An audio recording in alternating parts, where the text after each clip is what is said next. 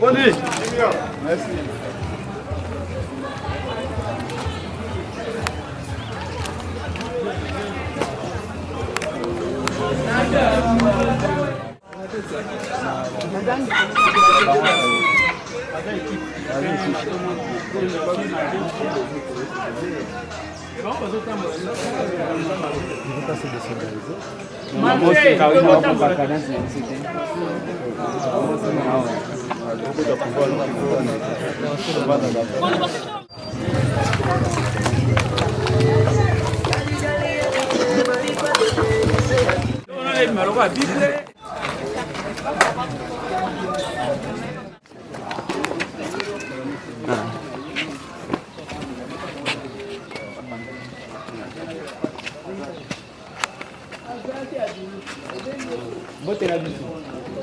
Disons c'est ici. Il devrait avoir lieu là. Inali. Oui, Coco. Bonne nuit. Ça fait voilà moi. Ah, mouké kaka. Bah policier là va déranger. Yo na ajob na policier avec déranger au bourgmestre. Pour valingi to bongsambo kate. Nzamba abattre le maman. Au bangelo mo côté. Ba pour pas chance pour nga za kite. Et loko basali eza normal te yo zam koko bo vandi bo puis ba ko bousculer réunion to komela ki bango mikanda to lobaki na bango nyonso ke to koya pona ko sa réunion na biso malamu pona ko loba to boyi basimba constitution. Et loko ni ba ko vitaliser bino na ba aner na ba policier. En tout cas to ko landela bango tuna suke loko basali wani otika l'impunité. Courage maman. Merci beaucoup. Nazo mono après. Merci. Donc je disais, président, c'est ici que devait se tenir l'activité. Oui.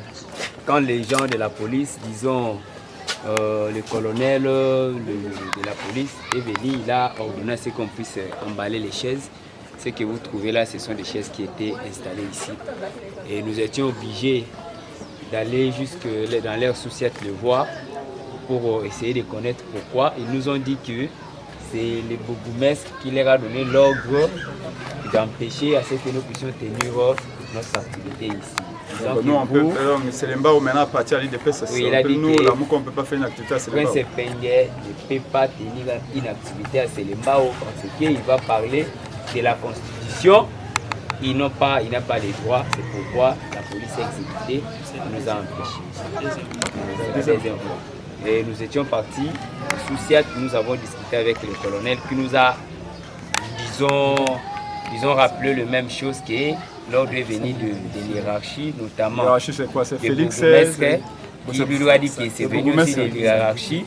Alors, si vous avez le temps, on peut se diriger jusqu'au niveau de l'association. D'ailleurs, président, je vais rappeler qu'on a tabassé notre cadre ici, notre cher camarade.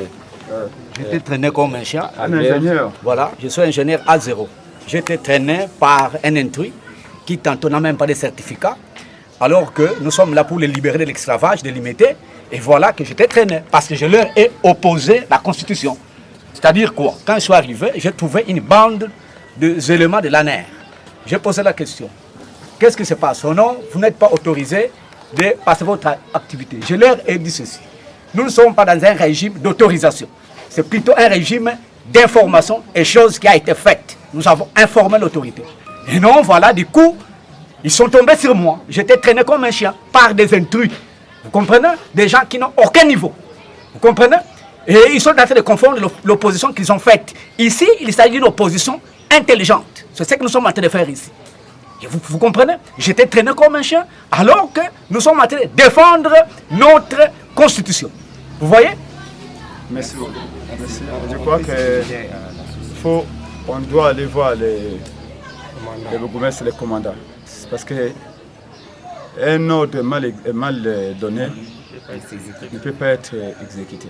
Donc, il a reçu un ordre qui était mal donné. Il a traumatisé nos mamans ici. Alors que cette activité déjà a été reportée la première fois, la semaine passée, parce qu'ils étaient venus casser là où on avait loué l'école. Et là, on cherche une parcelle pour être tranquillement, pour expliquer aux Congolais l'importance de protéger cette constitution et installer la Fédération ADD Congo-Selembao. Et voilà ce qui vient de se passer. On traumatise des gens, la ANR vient, et les commandants de la police viennent. et tabasse même les cadres d'ADD.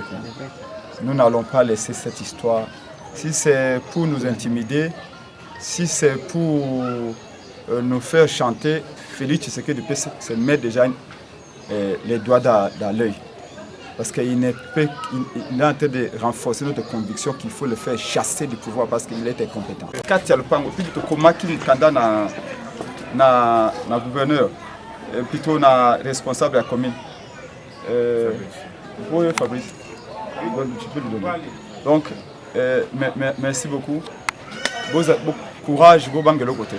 Banque de l'autre côté. Avec maman, on a joué ailleurs, maman, on a couillé les sous.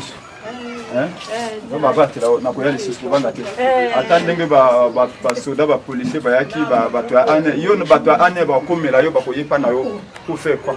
Année, vraiment, on a joué ailleurs. Quand après péga couillé pas nayo, on a abattu de l'année. Pour banque de l'autre côté.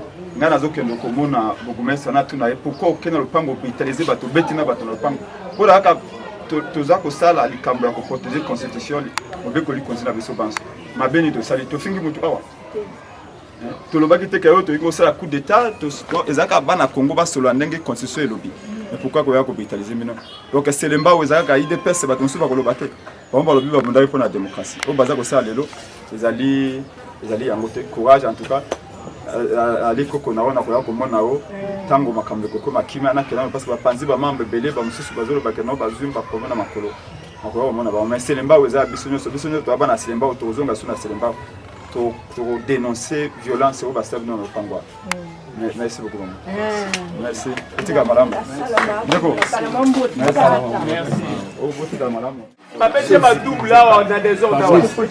Captez ce qu'il est en train de dire là. Parce que c'est un témoin. C'est un témoin vivant de ce que j'ai fait. J'ai été brutalisé par des intrus. Vous comprenez? Alors que... Alors que nous avons débrouillé parce que il n'y a pas de problème. Les Angandais vont aller au Kanga et Penge. Les gars, on a eu. Baya. Double. C'est très grave. Le bac Félix, il faut qu'il parce que Aza aussi ma camarade le Kabila. Et l'autre c'est quand même mes amis. Mais merci beaucoup. OK, bah nous pour la biso. OK, il y a les soucis. Misala a cité Maya a cité quoi, a cité Bakulu na bisika nyos. Mais quand les jeunes gens ont deux responsabilités dans la visite au Samboka, balingite. Donc comme le quoi bananga tozo mandokinde à ce moment-là que ça va bien pour na bango. Il n'y a pas de problème. Voilà, bidé malam na binomi bali. C'est démocratie ali. Et penge azamu tu ya fayulu. Ah mutu ya lamuka kokota selemba ote. Selemba weza bana Congo nyoso. Selemba weza bana kisa nyoso. Ko pexana na selemba ote. Heureusement que ngana ya lakiti. Soki na ya laki banga ba vider ba charger na bango na so ba mundu. Et là maintenant de bitumbengeli banda bien et to bengani Félix au même moment. Respect chef. Mais ils sont tous à la police. Ils sont ba benga biso na armée so biso. Akanga mama azapa papa.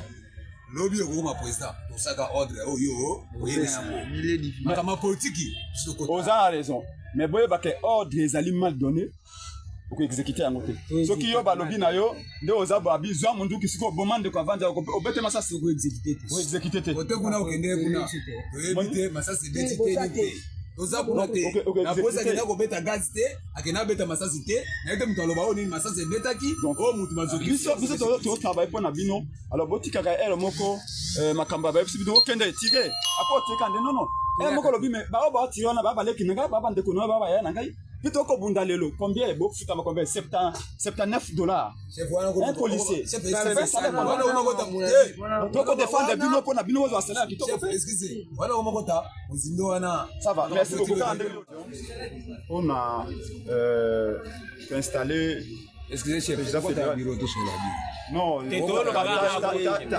alita ils ont limité surtout comme yo responsable non azate yango wana moyena de anjo miliate aina ba batinda ki ba policier ba brutaliser bato batindi bato ya ane na mama ya 70 ans zaki wana ba traumatiser ba bi prince penge akoki ko sala manifestation awate ayepo na ko makamba constitution biso ngo changer constitution bango bazoboya ya ko sala activité na selemba ote yo zali Congolo moni teni olati Fabrice Maele teni olati Tenir Olati et aller symboliser puissance publique. Vous savez pourquoi nous respectons? C'est d'abord Tenir Olati. Parce que Tenir Olati, il a ressembler à tout. nakosepela te moto asimbo na nzoto nakosepela te moto afinga o pourquoi oza korepresente autorité ya l'état mais autorité ya l'état wana mpe yo oza likolo nango te soki osali mbeba omoni policier oto oyo boma militaire na biso acondamné à mort pourquoi parce que akanisa yilo kwa na mandoki ana droit kobeta moto lo basindole ba chef ne bakimia moto asauver azate pona nini otindi bato tokomela kibino mukanda yango ke ADD Congo za ko installer président fédéral ya FUNA ADD Congo ekoloba non na constitution ADD Congo eboyi makamba ko changer constitution kwa nini botindi po ete ba betaiser bato loko na yinka na yeba yango wana parce que lobby na ko saisir numéro 1 à la police yemoko Kimalimba comme expliquer dans quel pays on est oh bokomeli parce que komela kibinote ngoloba ah epenge lokola zali tout ça politicien yango wana yena ko mais to komeli bino peut ba ipe comme na bino na police ya bino boko za besoin élément moko a ko sécuriser biso comment pourquoi boko vitaliser bato bobuki bakiti et ngai tango nazala nzela bazo sanka no ba panzi bato na okuta mama à 70 ans s'il vous plaît l'état zalo mama za kolinga qu'est-ce qui s'est passé? Bon respect chef. Iso za la police nationale. Tukota makamba politique. Makamo elekeli kuna. Akati na biso wa tukomi yango pete toyebi yango te. Bato ba yaki kuna na effort baza ba demia. Bato ademia pende ba. Oui, bato demia. Biso kuna tukomi kuna te. Toyebi bi makambo wana pete. Président. Donc bato bazai kuna mais vous là-bas, vous faites une réunion, vous entrez ici, vous faites une réunion là-bas. Et puis, vous avez chef. Biso, makamba politique, vous avez voté. Et puis, vous avez tout le monde peut biso policier, moi, tenez que ça menace pour nous. Donc, il y a un policier. Vous avez un tennis civil. Bango tout va qui en tennis civil. Oui, président. Na place tozalaki wana, tozalaki ba police bayaki zaki na major. Bayaki en tennis civil, tona en tennis civil. Aye na bango kuna. En gros, en tennis civil, P. Bazalaki accompagné na CP ya ANER. CP ANER accompagné na ba élément na nyonso. Sikoy bango bazoloba bazu ordre et pas ya bourgmestre que ba empêcher biso activité salamate. Bourgmestre a eu ordre na hiérarchie. Ndenge ba informer biso. Siko ba lobby lettre obino bokoma ki wapi yango nde na lakisa ki lettre oyo. Ndenge na tuzalaki na commune. Bon, excusez-moi, explication za mulai. Est-ce que commandant awa ozalaki na ye? Oui, nazalaki awa parce que awa nakoma ki ndenge ni tango ndeko oyo apesaki biso espace ayoki major akiti sur place ayebisi major abutaki major oyo atalaka ni Lemba aussi yona izaka na armée wana zamusika non izaka ka on va aller chez lui. Major, merci beaucoup. Il faut que je passe major. Merci beaucoup. Nous allons battre avec nos prochaines fois.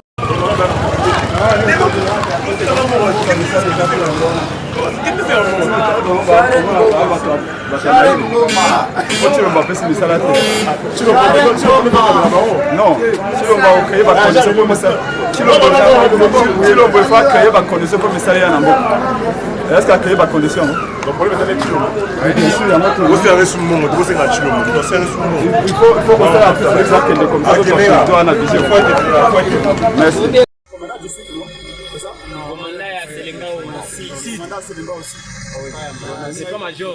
Il a fait ça. Pourquoi pour Bétana? Maman a 70 ans. Donc on l'a malmené là-bas comme professeur.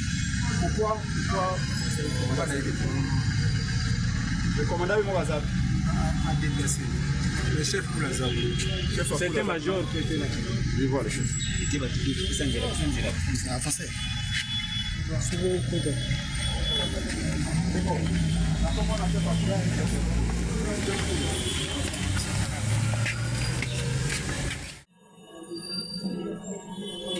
Au-delà de tout,